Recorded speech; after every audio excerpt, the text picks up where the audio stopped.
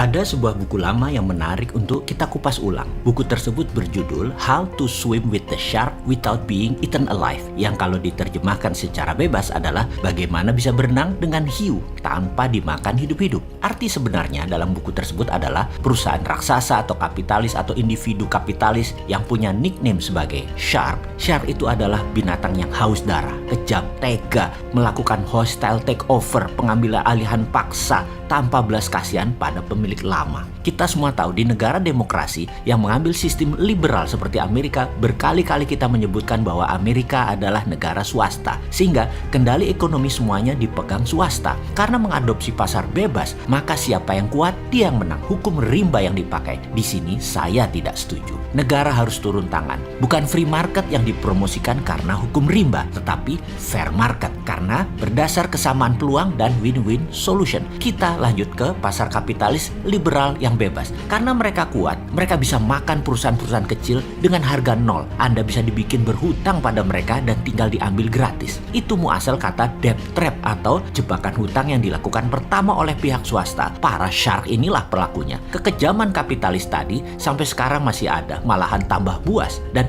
itulah business as usual dari para shark tersebut. Mereka berbungkus venture capital, berbungkus giant multinational company, private investor, hedge fund, dan banyak lagi nama mereka biar mereka terlihat baik, seksi, dan mitra terpercaya. Sebelum kita lanjut tentang pelajaran How to Swim with the Shark Without Being Eaten Alive, sebaiknya saya minta izin untuk sedikit lompat. Nanti kita balik ke topik di awal. Shark di dunia korporasi di negara barat sudah kelihatan. Maka ada buku yang sedang saya kerjakan di mana memerlukan waktu lama karena penelitiannya panjang, mengagumkan politik, bernegara, dan ekonomi makro-mikro. Judul buku ini sudah saya sebutkan berkali-kali. Buku ini adalah buku ketiga trilogi serial geopolitik dan geoekonomi yang nanti akan berjudul Redraw Maps. Dengan tagline kecil di bawahnya adalah Mari Bung Rebut Kembali. Dan ada second tagline, yaitu bagaimana berenang dengan Amerika dan Tiongkok tanpa Indonesia dimakan hidup-hidup. Agak nyeleneh judulnya, karena saya menganggap Indonesia saat ini sudah dimakan hidup-hidup oleh keduanya selama 7 presiden.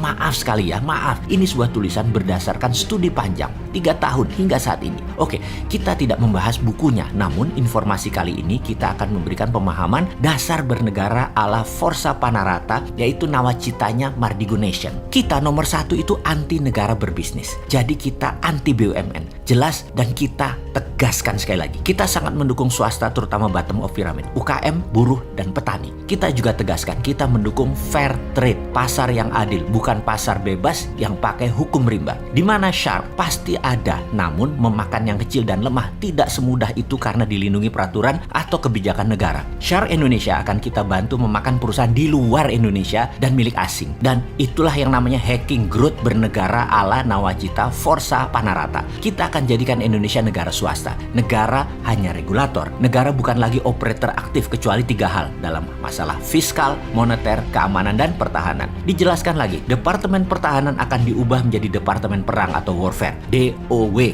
atau Department of War. Salah satu agenda DOW adalah membantu perusahaan swasta ekspansi ke luar negeri seperti VOC dibantu militer Belanda. Hanya militer kita bukan hard skill, keterampilannya lebih soft skill, persis seperti China Military Strategy. Ini yang disebut New Economic Warfare Strategy. Dengan New Economic Warfare Strategy China tadi, bahkan negara lain diinvasi saja, rakyat setempat plus pejabatnya serasa sedang dibantu, diperkaya, padahal harta mereka sedang dikeduk.